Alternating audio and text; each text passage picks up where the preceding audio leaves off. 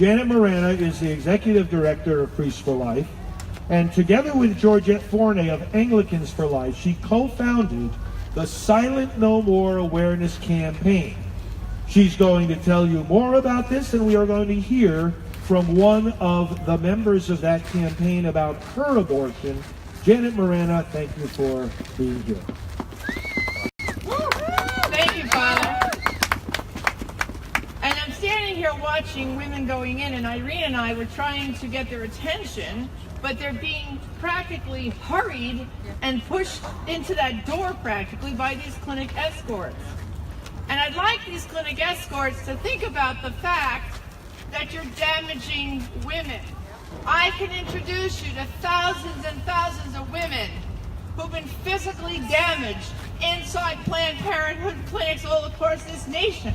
I can introduce you to women that the only child they were ever able to conceive was the child they lost to that abortion because of the damage that your clinic doctors have done to these women. You're not helping women, you're damaging them, starting with physically, and then you damage them psychologically and spiritually and emotionally.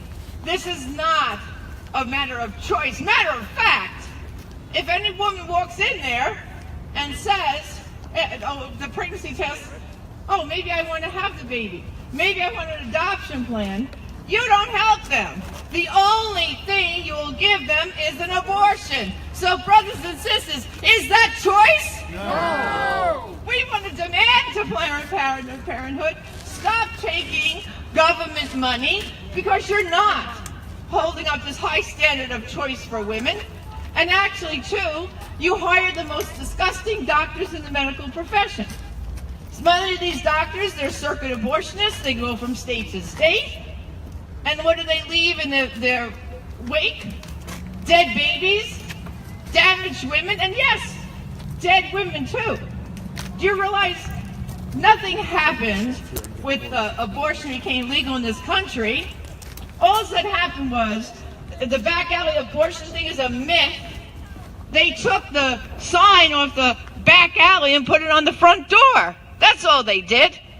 Matter of fact, I can tell you, abortion clinics, they don't even sterilize the instruments.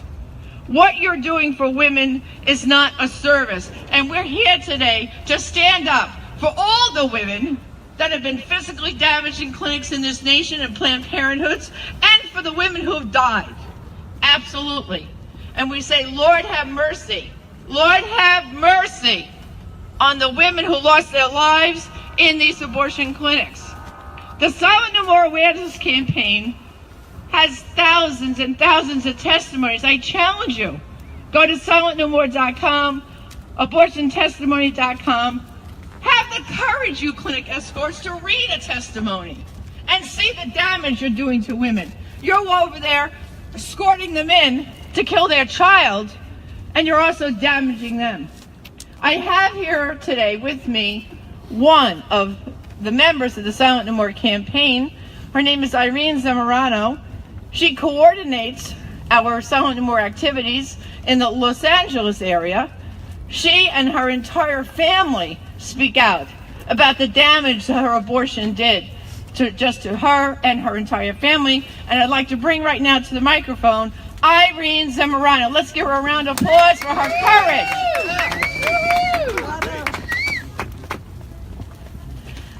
Hello there, good morning. About 16 years ago, I was in a crisis pregnancy, and I bought the lie that abortion was a quick fix. And I'm here today to tell you that abortion is not a quick fix, but instead it is a lifetime of consequences. When I walked into that abortion clinic, I felt like there was a dollar sign on my back and a number. I felt like I was part of a herd, just being processed quickly from one step to the next. When they called me back, they laid me on the table, and when the abortionist administered the chemical into my belly, instantaneously my daughter started kicking, twisting, and punching. You see, I was 24 weeks when I decided to end the life of my daughter. I felt later that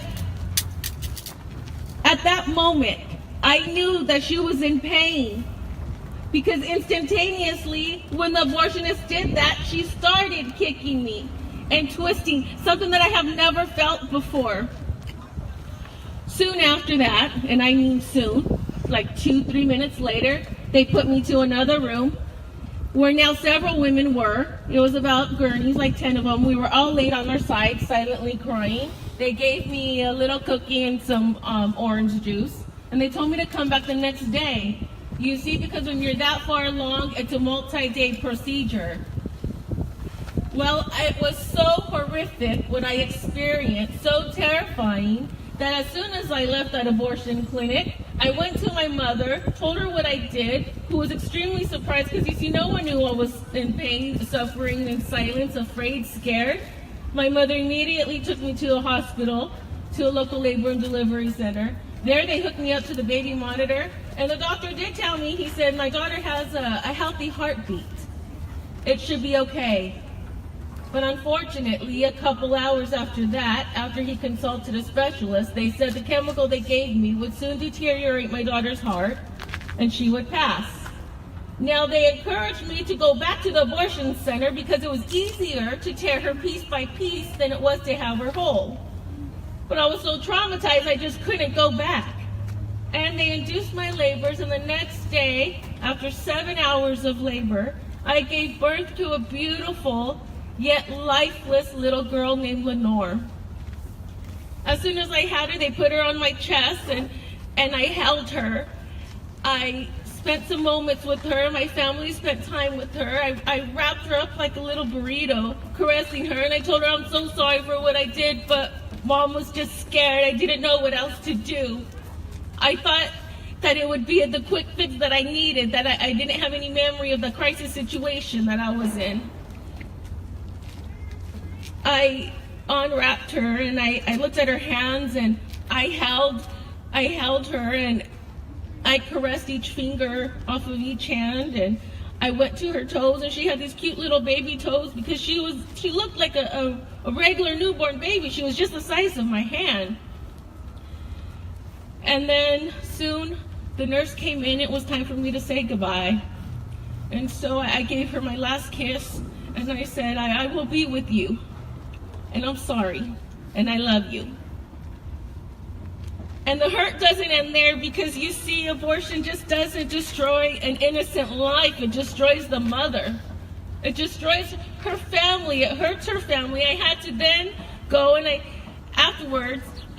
years after, I told my children what I did, because I knew I had to speak out, because I was hurting in silence for so long. So I had to tell my 7 children that the same mother they knew, who cared for them, overprotective of them, nurtured them, was the same mother that ended the life of their sister, was the same mother that robbed them from ever playing with her, dancing with her, feeding her. Well, I'm here today because God forgives me, my children forgive me, my daughter forgives me, and I forgive myself. God has healed me, and that's why I stand before you today, and that's why I am silent no more. Thank you. God bless you.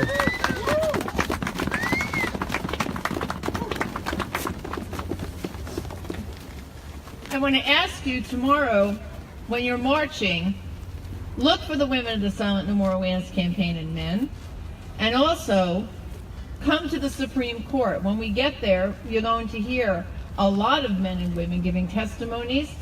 And please, Irene's story right now, don't let it stay here. Take it home. Talk to people. Everyone standing here must know someone who thinks they're pro-choice. Your job and your mission here we're sending you forth is to have those conversations with the circle of influence that you have with people, and tell them about the damage that happens to women and families. Irene talked about her children. They come to marches and they hold a sign that says, I mourn my aborted sibling. Her mother holds a sign that says, I mourn my aborted grandchild. This is the shockwaves of abortion that the Silent No More Awareness Campaign has developed. And it's done by the research. We have to thank Dr. Philip Ney, the Canadian psychiatrist, who has studied this issue for over 4 decades. And we're discovering the ripple effect. At the epicenter is the death of every child, but it reverberates out. Mother, father, grandparents. What about the aunts and uncles?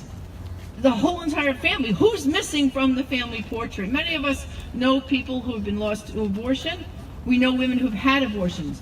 Think of all the family members that are not there. Not like Irene said. Her children don't have that little girl, that little sister to play with.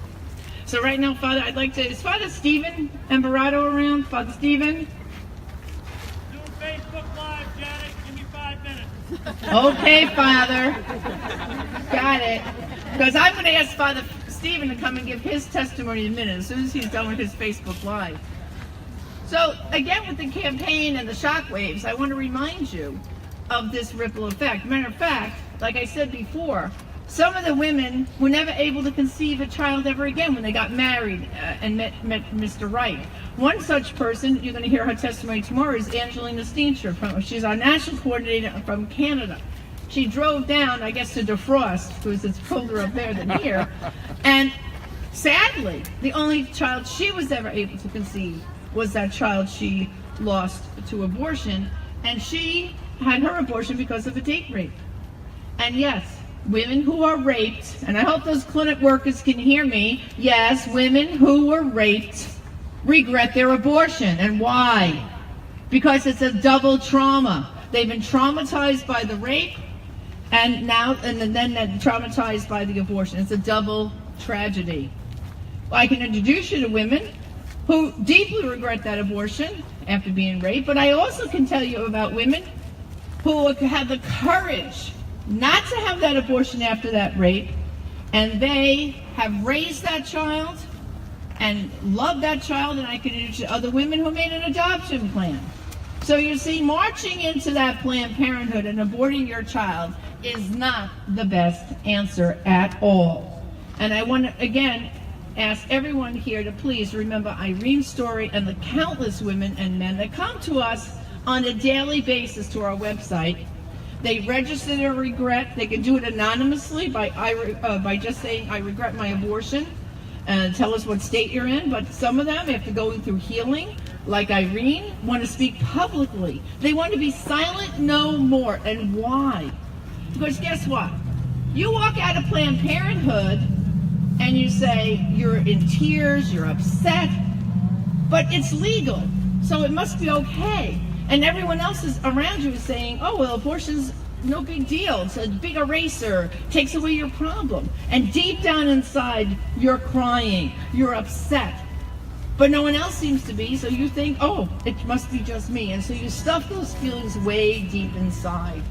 Some of these women, it takes them 10, 15, 20 years to even seek help. And many of them have abused drugs and alcohol just to numb the pain.